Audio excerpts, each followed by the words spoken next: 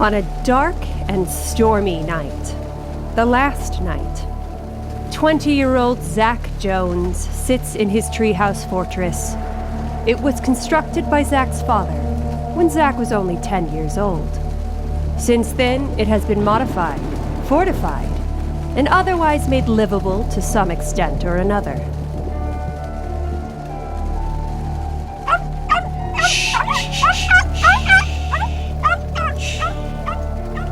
It's okay, Patches.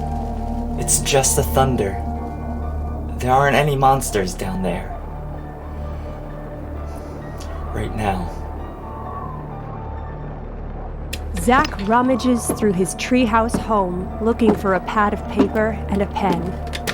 Only a moment or two into his search, Zach trips and falls flat on his face. Patches waddles over to him and licks his face. Zach groans in pain before looking over to see what caused him to tumble over. It is, of course, the old hotel safe he scavenged a day earlier. He gets to his feet and finds what he was looking for. Zach moves to the old Jeep car seat he liberated from the dump a few years back and plops down. Patches runs over and immediately sits on his lap. Zach lets out a sigh before beginning to write. June 14th, 2000 and... Hold on. This is stupid. Why am I starting with the date? That really doesn't matter at all. Of course, nothing matters. Nothing has mattered for about as long as I can remember. My entire life has been nothing but a practice in futility anyway. Look, I'm going to cut to the chase. This is a zombie story. I know. You've heard it all before. Nothing new under the sun when it comes to an undead apocalypse. Except, my story is a little different. Most zombie stories are about how it all began. My story is about how it all ends. Hey man, what's 9 years man, ago. Good to see you, man. How you been? Come in. Can I get a refill, please? My fellow Americans, and anyone else around the world who may be viewing this online, it's my solemn regret that I have to be the one to reveal this awful news to the world. I hope you'll all allow me to indulge my humanity and speak very candidly to you. Hey, quiet! Hey, quiet down! Something's happening. It seems our greatest fears have come to meet us at our door. An asteroid the size of Hawaii is on a collision course with our planet. The impact will take place on July 23rd, give or take a few weeks, 9 years from now. It is my hope that industry and world leaders will band together in this time and try and save what we can of our world. The fact of the matter is, we simply don't possess the technology to prevent this cataclysm.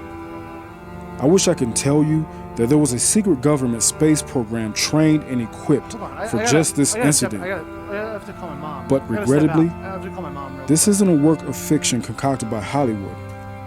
No, we need to all prepare ourselves for what's coming. All around the world, people listened and began to understand the severity of the US president's words. Every man, woman, and child on the planet collectively let out a silent cry in mourning of the inevitable demise of the Earth. When I first was informed about this, I found myself thinking about all the time we could have spent advancing our world for the better.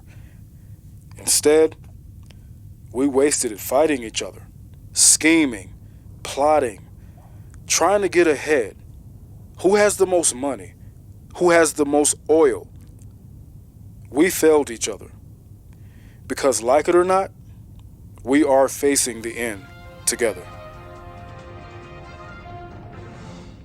Well, I guess that's it. That was an address from President Wheeler with some grave news. My mother, Joyce, turned off the television. What are we gonna do, Tom? It will be okay, Joyce. It'll be okay. At age 11, I wasn't 100% sure of what was going on. But I knew it was a big deal, and that my parents were scared. My father hugged my mother as she cried on his shoulder. I wasted no time joining the embrace. Both of my parents threw an arm around me. We all squeezed each other tightly. The sound of a puppy barking from the other room immediately drew my attention. I looked into the direction from where it came, and then back at my father with a big smile on my face. He smiled back. He let go of our family and walked over to an adjacent room. He returned seconds later holding a small puppy in his arms. I was overjoyed at the sight of my new pet. Is he mine? Yeah, he sure is, kiddo. His name's Patches, but you can change it if you want. No way! Patches is perfect! Happy birthday, Zach. I immediately started playing with my new puppy. The drama was all but forgotten by the arrival of my new friend. Tom took the opportunity to pull my mother to the side to continue their conversation. I'm scared, Tom. I am too, but this isn't the end. We'll prepare. Maybe we can make a bomb shelter or something. At the very least, we can gather supplies. We have time. We still have time. Unbeknownst to anyone at the time, the president actually did leave a few things out. His advisors had hope holding back a bit might do something to minimize the worldwide panic. There's no way of knowing whether or not informing the public would have done any good, because ultimately, there wasn't anywhere to hide. While it was true the Earth-killing asteroid wouldn't reach our planet for 9 years, it would be preceded by an onslaught of smaller meteors. Rocks began falling from the sky about a month after the president's address.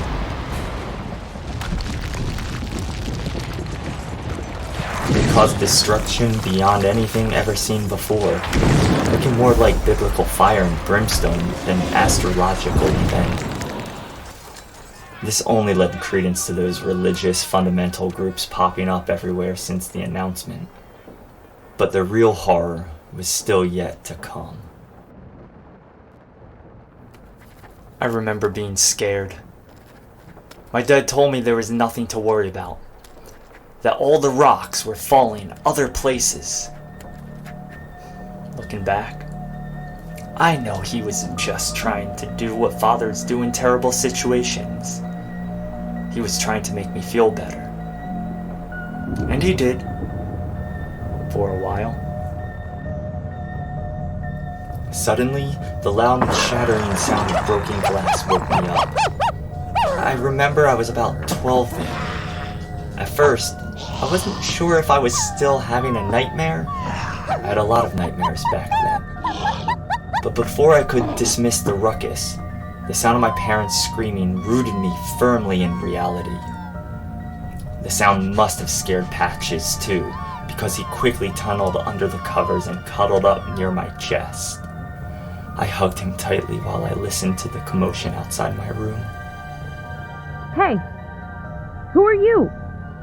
Get out of here! Tom! Tom, someone's breaking in! Hey, stop! I said stop! I have a gun! Tom, shoot him!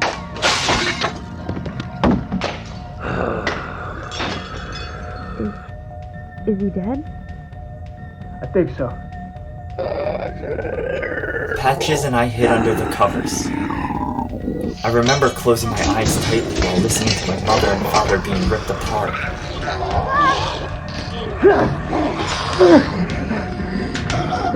Oh my God.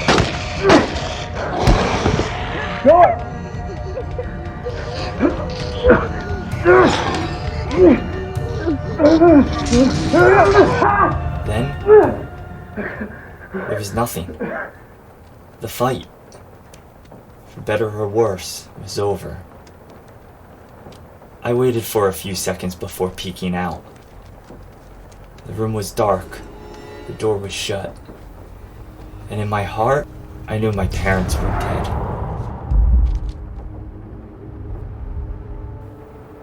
Mom? Dad? Is that you?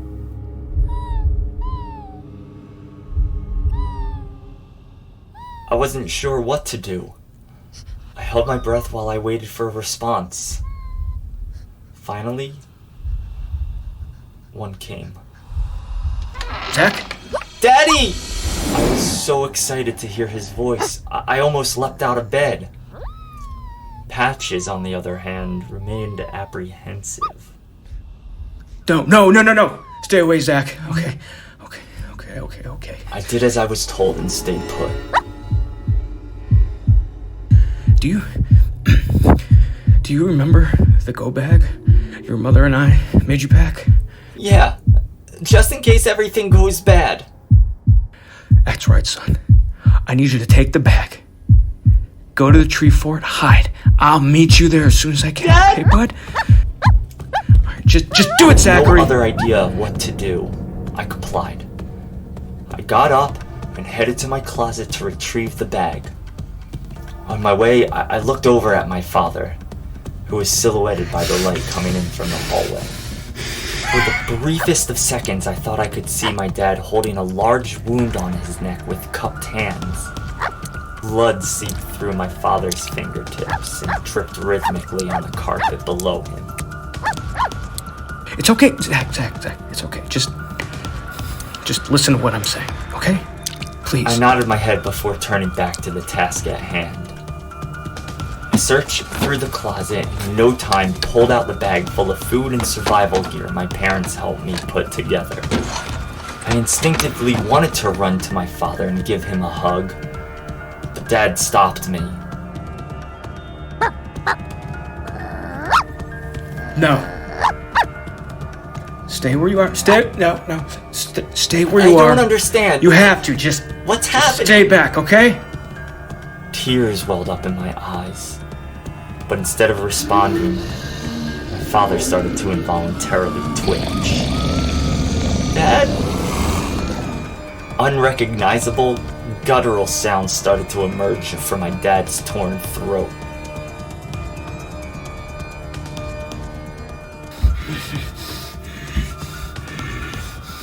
I began to back up towards my bedroom window. Patches joined me as he retreated. I didn't know it then, but my father was changing. Soon he would be just another zombie.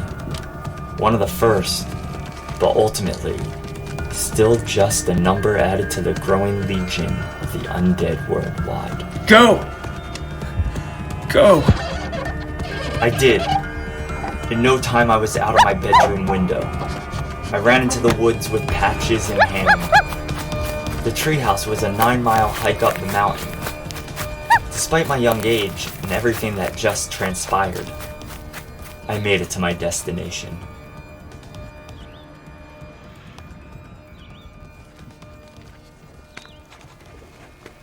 What I didn't know then was the cosmic radiation from all those meteors hitting Earth had somehow begun to reanimate the bodies of anyone killed from that point on. Turns out George A. Romero was right. The world ended up being a classic case of life imitating art. Well, I guess that's it. I just wanted some kind of record of what happened. You know, just in case. I really don't think the safe I'm putting this letter in is going to survive the impact. I am gonna bury it. Hopefully that'll do something. I read in a book once that the Dead Sea Scrolls were found by a couple of kids throwing stones into a cave. I don't remember if it was Ethiopia or Turkey or whatever. Regardless, the kids heard a clay pot shatter, and that's how they knew something was down there. Turns out it was a bunch of ancient writings thousands of years old. So, you never know. Maybe this will survive. My name is Zachary Jones.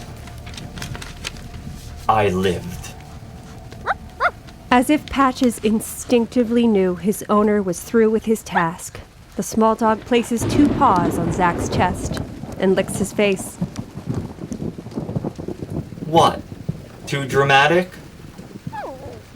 Look, I know it's silly, but this is important. If I actually manage to save some kind of record of what happened here, my life will actually have a point. That's all I want. That safe and this note are the only things that matter now. Zach places the notebook into the safe and locks the door. I know we're of 2 different minds about this, but you don't have to make me feel like an idiot. We've been through this. Criticism is fine, but we're looking for constructive criticism. What? You lick your mother with that mouth? Zach smiles. Suddenly, lightning strikes on a nearby tree, severing one of its branches from the trunk. As the branch falls, it gets tangled up among its peers, causing a heavy end to swing like a battering ram into the side of Zach's treehouse. A massive hole is created in the wall where the branch struck. Several of Zach's things, including the hotel safe, fall out of the treehouse and land on the ground below. Patches panics. His fight or flight response prompts him to leap out of the treehouse to avoid danger. Patches manages to make it down safely so quickly that Zach barely registers it. Patches! No! Patches! It's not safe! Without thinking, Zach exits the safety of his home and heads out into the storm after his dog. Patches? Through the rain and wind, Zach manages to just make out Patches running into the trees. Without a second thought, he bolts after him. As he sprints through the trees, an involuntary memory pops into Zach's head. 5 years ago. Zach could only cry while the moans of the zombie below echoed through the forest. It was his father, Tom. He was sure of it. It's true the 3 years hadn't been kind to Mr. Jones's once recognizable face. The decay and the moisture of the climate had done their work. It was the clothes. He was wearing the same clothes. That's something Zach would never forget. What his dad looked like the night he fled from his home. It had taken his father a while to find the hidden treehouse, but he finally kept his promise. Whatever was left of that monster's mind still registered enough to remember. He met his son there, just like he said he would, there to collect on a bill that was due years ago. Finally, Zach couldn't take it anymore. He got up and headed over to a pile of random junk he scavenged from the local dump. He picked up a chipped black bowling ball and headed over to the small one-person balcony that looked over the forest. Hey! Hey, you! The zombie that was once his father stumbled closer to the treehouse. As soon as he was within firing range, Zach dropped the bowling ball down on top of him. The impact made quick work of Tom's already decomposing skull. There was no doubt. The zombie will no longer be a problem. All that's left was a pile of flesh and a memory. I'm sorry! I'm sorry, Dad. Why did you have to come here? Zach collapsed onto the floor of the treehouse. There was nothing he could do but bawl his eyes out. Soon, Patches walked over and laid down against Zach's body. Another eruption of tears began flowing from his face as he grabbed his dog and hugged him tightly. I love you, Patches. You're all I have left. Promise you'll never leave. I want you with me until the end. I love you so much. Thank you. Thank you for being my dog. Thank you for being with me. I'll keep you safe. You'll be okay. Until it's all over. Patches licked his face. Zach's arrival at the marsh snaps him back into the present. Patches!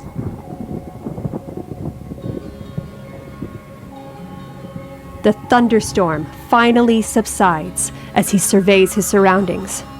Zach looks for any sign of Patches. There was nothing but swampland. A couple-mile stretch of knee-high mud covering the area. A few sinister-looking trees sparsely grow out at various spots around the swamp.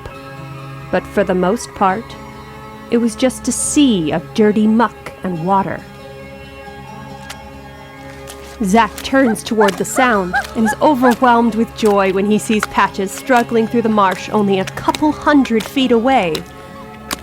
Patches! Unfortunately for both of them, the sound of Patches barking alerted the unseen enemies below. Like something out of a nightmare, half-decaying limbs begin popping out of the marsh from every direction. It seems that over time, more than a couple wandering zombies got stuck in the mud and have been lying dormant, just waiting for their chance to fresh meat. Like a macabre undead minefield. Every zombie within a few feet of Patches begins reaching for the poor animal. A couple, a bit farther off, have actually managed to move closer. The draw of a fresh meal giving their dead limbs strength where they would otherwise remain entombed. Without even thinking, Zach runs straight into the mud to rescue Patches. He struggles with every inch of his body to make it to his dog before he's killed by the undead closing in on him. As Zach moves closer, the barks grow louder and more desperate. Zach is so distracted by the idea of rescuing Patches that he completely ignored his surroundings as he moved. A recently trapped zombie was lying dormant just beside him and is now heading in for an attack. All Zach has time to do is throw his arm up in an attempt to block the zombie. Unfortunately, all he ended up doing was feeding the zombie his hand. With lightning-fast speed, the bite severs his pinky finger. Despite the pain, Zach quickly whips his other arm and grabs the zombie by the back of the head. He then pushes down with all his might, driving the zombie's face into the mud, eventually burying it completely. Once he's sure the zombie is stuck and can't resurface, Zach turns his attention back to Patches. He is still safe. Patches is alive. Ignoring the pain and blood trickling out from where his finger used to be, he moves forward. Up until this point, Patches has been relatively safe. None of the surrounding zombies have been able to reach him, nor have the ones moving been able to make much progress. But now it looks like that is about to change. One of the zombies, only a few feet away, breaks free from the suction of the mud and starts making real progress toward the dog. No! You get away from him! The zombie closes in and scoops the small dog up. Patches, confused and afraid, watches as this abomination pulls him closer and closer to his death. The creature opens its mouth wide and brings Patches in for the death blow. No! A split second before the zombie bites into Patches, the meal is quickly replaced by a sufficient substitute. The zombie sinks its teeth into the flesh. Zach made it just in time to save Patches. With no concern for himself, he rips his arm out of the zombie's mouth. The monster takes chunks of meat with him as he falls back into the mud. Zach picks up Patches and turns back the way he came. He follows the exact same path in order to avoid any more zombie attacks while he heads out of the swamp. It takes Zach a considerably longer amount of time to get home than it did to get to the swamp. He stumbles in right before dawn, with Patches still in his arm. He looks at the ruins of his treehouse home in awe. A moment passes before he notices the hotel safe lying on the ground. He looks down at Patches, cradled in his arm. Zach's other arm, now missing a chunk of flesh and a pinky, dangles lifelessly to his side. Okay. But don't go running off again. Zach puts Patches down on the ground. The dog happily roams about the area, staying nearby. Zach walks over to a shovel leaning up against the tree trunk of his fort. Then he stumbles back over to where the safe is and begins to dig.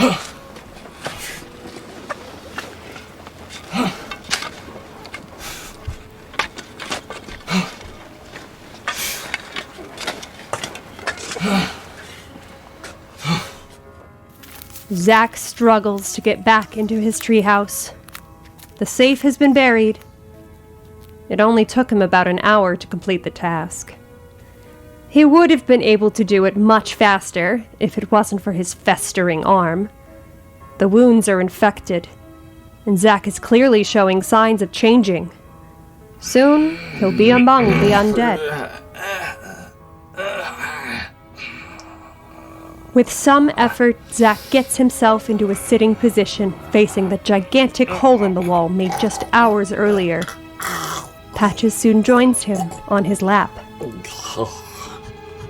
At that moment, framed by the hole in the wall, the sun begins to rise. It was as if divine intervention positioned it just for him. A solo witness to the last dawn. Zach's eyes have almost completely clouded over now. Still, the sunrise shine brightly enough to make his last thoughts of hope. Patches licks the wound on his arm. Thank you for spending your life with me. I love you.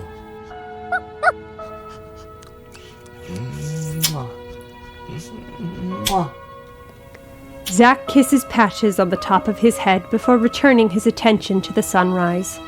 From somewhere behind them, from thousands of miles away, the asteroid strikes Earth. Zach and Patches ignore it. The two just stare off at the most beautiful sunrise they had ever seen as a wave of destruction barrels toward them.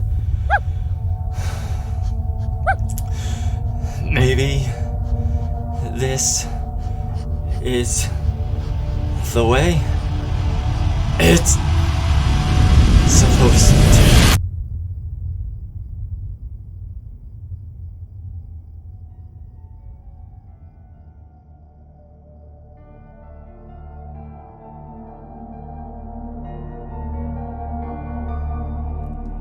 Thank you for listening to Tattered Tales. Tattered Tales was created by Luke Fisher and Joe Wakefield. Doggone It was written by Joe Wakefield. Directed by Lily Fisher. Sound engineered by Luke Fisher. Produced by Lizzie Wakefield. Narrated by Hannah Christensen. Zach, played by Danny Michael Miller. Tom, played by Michael J. Renda. Joyce, played by Lizzie Wakefield. The United States President, played by Lorenzo Darden. Bar patrons, played by Joe Wakefield, Jesse Lee Pacheco, and Sarah Marquise. News anchor, played by Brittany Goldman. Tattered Tales is produced by Nagano Press Studios and Spooky Castle Productions. If you'd like to follow the team and learn more about other projects that we're creating, follow Joe at Spooky Joe. Follow Lizzie at _Lizziness. Follow Lily at Lily Fisher. Follow Luke at filet_o_Fisher. And remember, please follow us at Tattered Tales Audio Dramas on all social media platforms. Thank you for listening.